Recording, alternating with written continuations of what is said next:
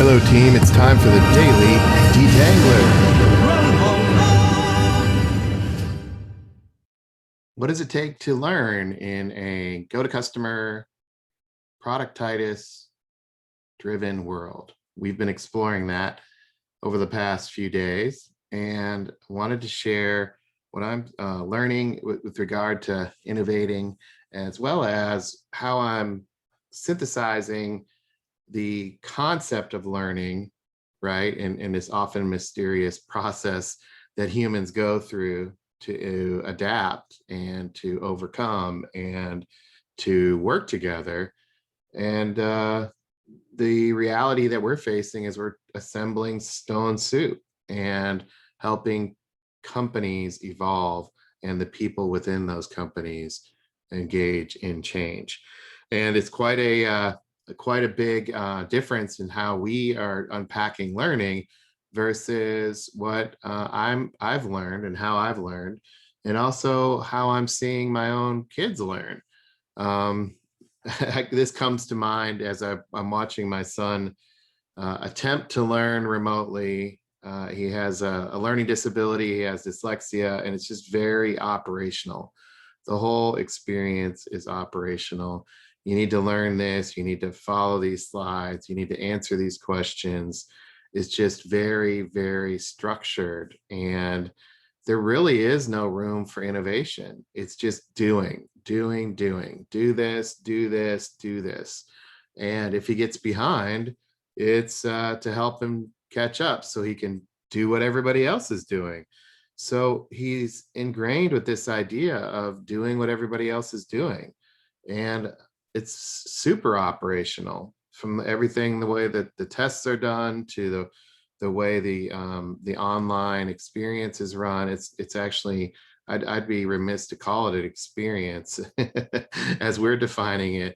It's just very robotic, and it's got to be tough. And that new reality we're seeing play out in this picture too. There's an operational bias and an innovation bias in a lot of companies that Catalyst has shared his experiences with are very operational, and you can't bring an innovation or else you're going to get punched in the face. Of course, nobody would say that, and very rarely people would do that. However, there is a huge organizational inertia to stamp out innovation, no matter what the executives say. So how does that relate? And how do we help overcome that? And how do we engage as an execution agency to prove out some of these concepts to make it easier for others to innovate? And in the backward bike video, through understanding and engaging in the backward bike, the guy Dustin, who learned to ride the backward bike, kept saying and reaffirmed that knowledge does not equal understanding. This idea of knowing and describing things and breaking them down is completely different than learning by doing. And one of the things that I've seen and really had to wrestle with myself is just this idea of, what does it mean to do? Because operationally, it's doing as well. Like, operating and engaging in the do side is doing. In fact, we call it doers. We say people who are doers are not necessarily orchestrators. So what is this idea of learning by doing in a doing world full of doers who are operational, right? And what does that look like? And one of the things that I've explored in the previous detanglers was this idea that knowledge is digested and a knowledge can be consumed. And that's quite different than exploring something in order to identify gaps, find blind spots, and innovate. And this idea of digesting versus exploring in a knowledge world is really fundamental to what I'm seeing with regard to how we learn. I mean, we seek to create an environment where we can explore and innovate through synthesis and finding what works in specific situations, and focusing on getting things right. Yet the world that we're operating within, or the engaging in as a change agency, is really wired to find what's wrong, to find ways to generalize the answer to everybody. And it's about more volume, and leaning into what consultants say or what other people are doing. And this idea of operationalizing and scaling and generalizing and doing what others are doing and getting that sense of security from the masses is part of the challenge of our change agency. And I really like this slide that Catalyst put together as far as like representing the muscle memory of operating, learning to operate and learning to innovate. Just a series of questions, you know, the who, what, where, when, why, and how is in completely different order. But if you start at the top, the fundamental premise of how is this done is completely different than what's our objective, and why are we doing it this way. That is so tectonically different at the very first level. Operators are how is this done, and innovators are what's our objective, what's our goal. And so when I look at this and blending these two together in accelerating how we learn on the operate side, operationally biased operators that are doing to do best practice, there's this perception that they can accelerate their learning by consuming more and consuming more and going and doing more. And their definition of I've learned is, yeah, I digested that, and then somebody else has told me that I've learned. So that's a completely different view than I can accelerate how I'm learning by doing, and accelerate the innovation and the creativity by doing. And when I'm doing more in that regard, and I'm accelerating what I'm doing there, I'm actually saying I've explored it more. I've explored it further. I've innovated because I've engaged in what's around me. So one of the things that Catalyst put together was, you know, his 5 ways or 5 areas in which he learns. And if this is the learning amoeba, you know, that that he has, he senses it. The light bulb goes on to indicate that there's something real and worth learning, right? That's the core, is that curiosity and that awareness and attention to know that something is different. And then there's this gut aspect of following his gut. And then from there, he doesn't just start doing, he visualizes it, he writes it down, he tries to draw it out, not with the purpose of showing everybody how great his sea slides are, but to give it an identity, to give what his aha and his gut is telling him some sort of tangible identity, to make it a little bit more concrete.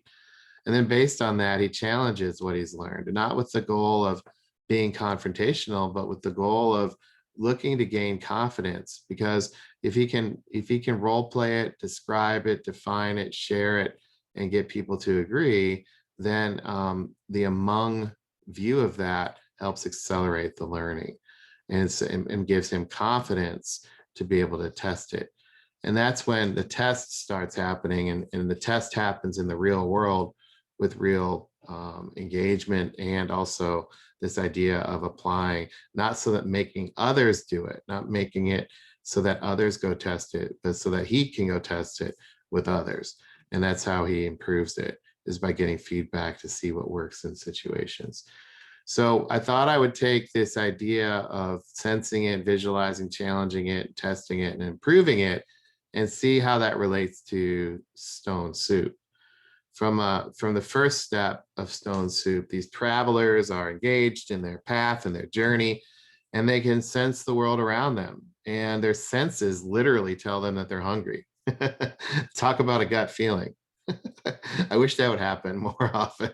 Oh, I'm starving. I should explore that area of detangling. If it was just that easy. Maybe it is. I just need to get in tune with that. And then they get energized and excited by that. And obviously they're in tune to their situation. They're not in somebody else's woods or in somebody else's area, and looking at what those other people should be doing. They're on the court. They're engaged in the environment, and they're looking around, saying, "Look, you know, what are these different perspectives that we have individually, and then what are we filtering, and what are we observing?" And that sense of feeling and sensing grounded to reality is a great place to start learning. And the learning outcome there is what they're doing is they're exploring the real world. What does it mean to explore, and who defines what's real?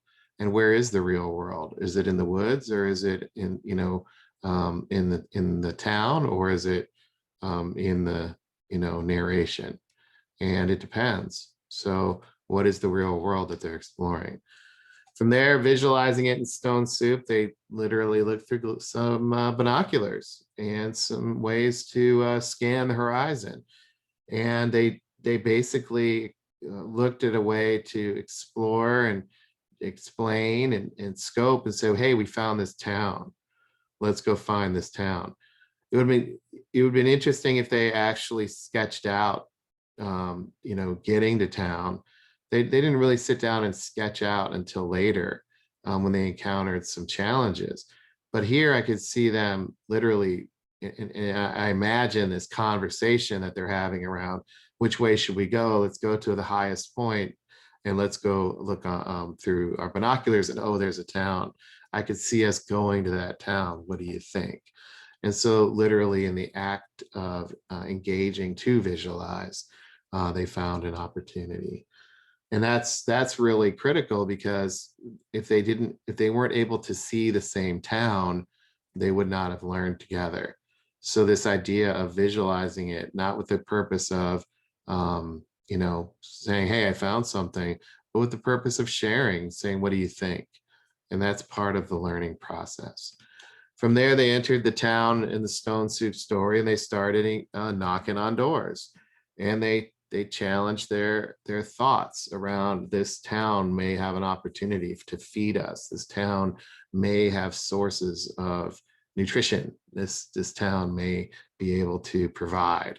So let's knock on the door. Let's engage. Let's challenge that belief or that assumption, or let's test this learning and see what happens. So they try it from all angles, all these different doors, and they come to realize that in the door knocking of all these different perspectives, they probably need to change their approach. And that learning happens in this space of confronting the status quo, that each door knock and each input they receive from townspeople actually helps reinforce learning, if they pay attention to it and if they don't take it personally. And in confronting the status quo, these biases or these perspectives can become a rich source of innovation. And that's what they do. And in the stone soup story, they move on and they sit back and in the tree, and they lean back on the tree, and they kind of scope it out and revisualize and rethink and reframe. And then somebody has an idea and says, hey, let's go to the center of the town and put a bucket, get a bucket of water. And let's tell everybody we have the best soup ever. And let's test an idea that I have to see if we can make something from nothing. Let's test it and put it out there with some confidence. Let's shout from the rooftops that we have the best stone soup, and let's see what happens. And then we'll adjust based on what people bring us. And that taking action and using it and trying it and this idea of converting the situation into an opportunity to learn, right? This is not about what did we read or what did we hear. We're moving on to let's test out and see what happens. And this could be simple, like let's just go see what happens in the center of the town, but let's also add the message and see what happens. And that means to me that in this testing space, the experiences really matter, and the experiences that we create can override our assumptions and actually override the assumptions of others, because we're drawing people in. We're drawing people in through the testing phase to create an experience where we can learn together. And overriding those assumptions help test out what we're learning. And that's part of being a change agent. And from there, the last step that Catalyst shares is, okay, let's improve it. Let's get feedback. Let's use cases in real world situations and where we've applied it and adjust based on the real world. And that feedback is critical because it will help us as we learn understand that the thing that we're learning actually matters and it actually is usable. And Catalyst has shared in the past that sometimes this idea of, what he's sharing doesn't get feedback, and people don't provide the feedback and how they're using what they're applying, or using what they're learning, and applying what he's shared. And in that way, that feedback is difficult to come by. And he really needs that in order to anchor and to improve on what he's learning. So that's critical to not only his learning, but to improve so others can learn as well. And that's what happened in Stone Soup through the ingredients that everybody brings and the process of stirring and staying focused on Stone Soup and bringing this all together to improve it. They forged in the fire an awesome soup. They forged these ingredients into something together. So on our team, these ideas of exploring the real world and visualizing so we can share and confronting status quo and uncovering assumptions and forging in the fire all go back to this idea of seeing, following your gut, visualizing it, testing it, and improving it, right? This idea of learning is a process that allows us to not only explore the real world through sensing it and visualizing it and challenging it and testing and improving. It allows us to focus on sales conversations that Catalyst is having, and this idea that that's the reality that we need to explore. And then, what are we visualizing in the ecosystem? And we're tackling an ecosystem, and this ecosystem view, that's where the innovation is coming from. So we have to visualize it. And then when we talk about confronting status quo, our role-based view of how we're set up and the roles we have in providing that feedback and also holding each other accountable helps us overcome status quo. And also our principles help us uncover our assumptions we're making.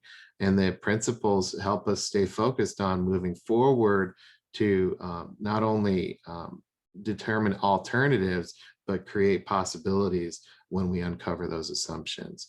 And then the environment that we're creating, the environment and the quote unquote culture of forging in the fire and setting up our pots by the well and asking others to contribute and forging that in the fire is part of how we learn. And so that's how I see Stone Soup unfolding as they learned, right? As the travelers learned through the process. And it really all starts with this idea of learning and innovating and adapting. All starts with following their gut. And on the travels, even though they're tired and weary, and their gut is literally telling them there's an opportunity to eat somewhere, they just have to find it.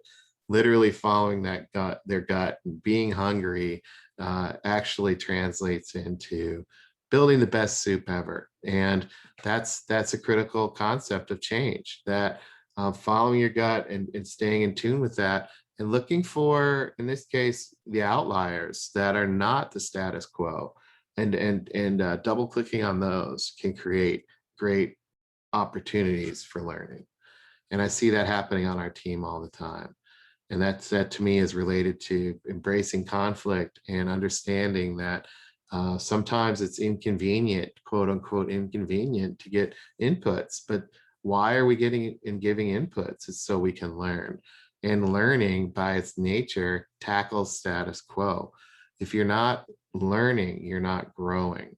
And that idea of tackling status quo, sure, it can come in at the wrong time. It could show up at a inconvenient time, but that's the conflict, that's the tension. And it's like anti-fragile. That's where learning happens.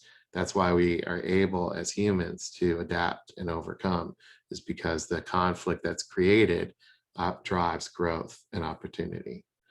So I appreciate your time today. I hope you have a great day. As always, check out the Daily Detangler, and we'll see you tomorrow. Have a great one. Take care.